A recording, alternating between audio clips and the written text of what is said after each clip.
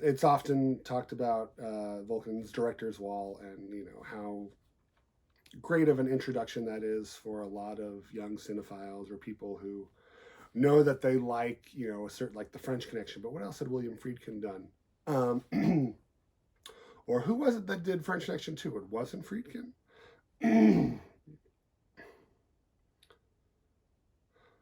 Damn it, God, fuck.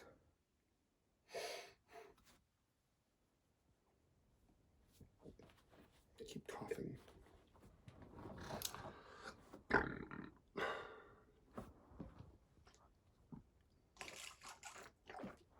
All right. We're still filming? Oh, great. Cool. All right, I'll add this later. The director's wall at Vulcan is often talked about because it's great. It's where we put all the great directors, or directors that we say are great, because they need more attention. And of course, U.S.-based directors are people who, like Jean Renoir, who did movies in America, with the exception of like Lars von Trier, or I think there's one or two others that didn't do any movies in America, but we have them there anyway because why not? Whoops.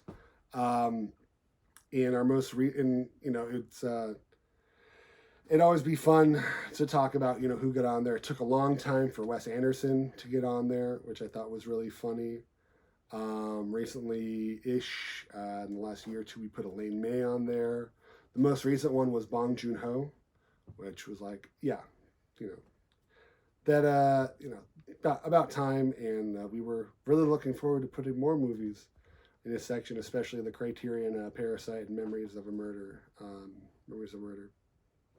Oh well, and I would always find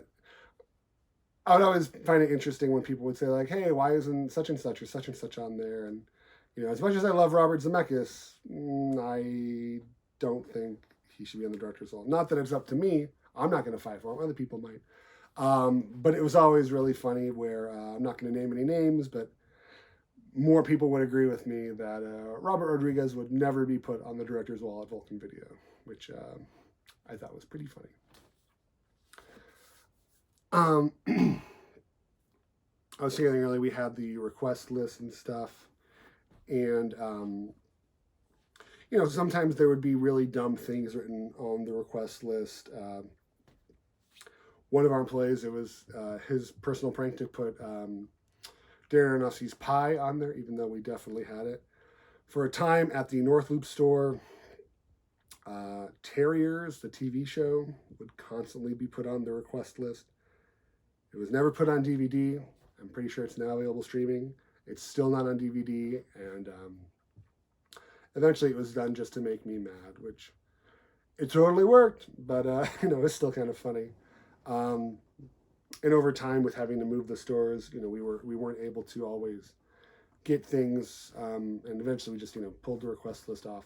But recently, there was an older gentleman, who came up and was saying like, "Hey, I'm trying to trying to watch some series and stuff, and catch up on them. Lucifer and Person of Interest."